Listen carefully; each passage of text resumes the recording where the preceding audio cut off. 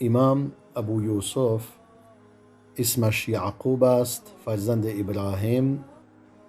اون هم فرزند حبیب، اون هم فرزند خنیس،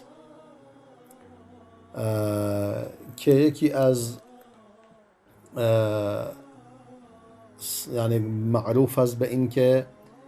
صاحب ابو حنیفه است، یعنی همراه او بوده، که در بغداد وفات یافته در سال 182، یعنی در سال 113 هجری متولد شده و در سال 182 هجری وفات یافته و در زیر دست ابو حنیفه علم فقه را فرا گرفته و انگار از حتی نزد او فارغ التحصیل شده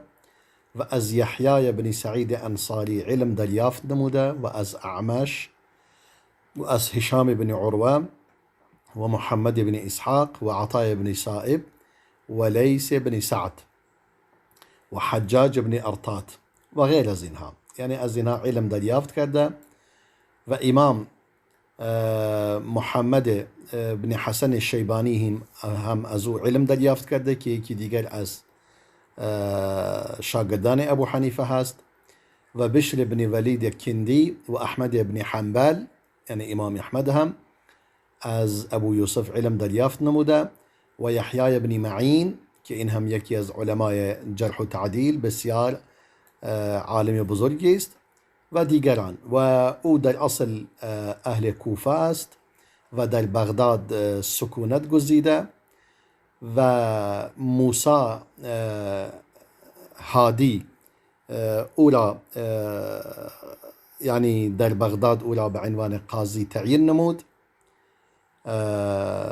سپس بعد از او یعنی هارون الرشید هم او را به عنوان قاضی تعیین نمود و اولین کسی بود که در اسلام به لقب قاضی القضات یا قاضی القضات را به خود اختصاص داد، یعنی قاضی القضات یعنی قاضی قاضیان، که در اصل در کودکی انسان فقیری بوده، انسانی بوده وضعیت خیلی خوبی نداشته و در مجلس امام ابو حنیفه یعنی آمد و شد میکرد پیش مجلس علم امام ابو حنیفه، اما پدرش او را مشغول کرد به اینکه دنبال کسب معاش برود. امام ابو حنیفه فرمود چرا مشغول هستید و کمتر الان پیدات میشه؟ اونم فرمود به خاطر کسب معاش. میگه هنگامی که مردم اونجا را ترک کردن و ابو حنیفه خودش با امام ابو یوسف تنها شدند، یک کیسه به سوی او بلند کرد، یعنی کیسه پول. دیگه همیشه میگه مواظب بود امام ابو حنیفه که کی این مقدار پول تمام میشود دوباره برمیگشت و دوباره به او پول میداد و میگه فالوده را میخورد با روغن فندق.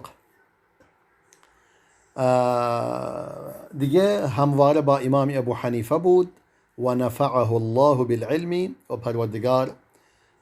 او را به او سود رساند به وسیله علم تا اینکه قاضی شد و تونست نهایتاً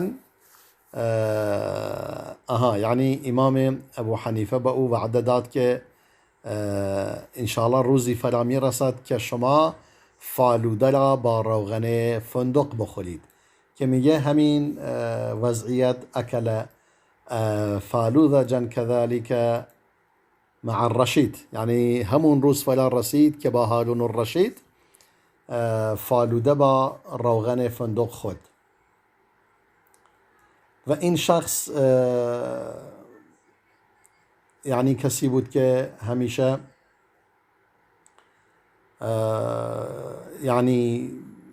در میان شاگردان ابو حنیفه این دیگه سلامت ترین شاگردان ابو حنیفه بود و کسی در زمان خود از او پیشی نگرفته و اولین کسی بود که اصول فقه را بر مذهب امام ابو حنیفه نوشت. البته بله اینجوریه و امام شافعی هم اولین کسی است که به صورت مطلق در علم اصول تألیف نمود. یعنی الرساله امام شافعی میتواند جلوتر از این باشه تقریبا. اینجوری بگوییم تقریبا هم عصر هستند دوتایشون. و نهایتا این شخصی بود که تمام یعنی اون مسائل اصول فقه را به صورت املا نمود برای شاگردانش و آن را منتشر کرد و علم امام ابو حنیفه را در واقع منتشر نمود در زمین. و این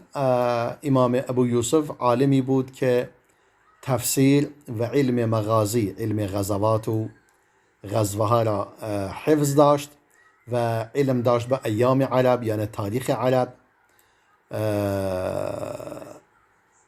میگه کمترین علم او علم فقه بود و کان اتبع اصحابه للحدیث و از تمام پیروان ابو حنیفه بیشتر پیروی از حدیث می نمود.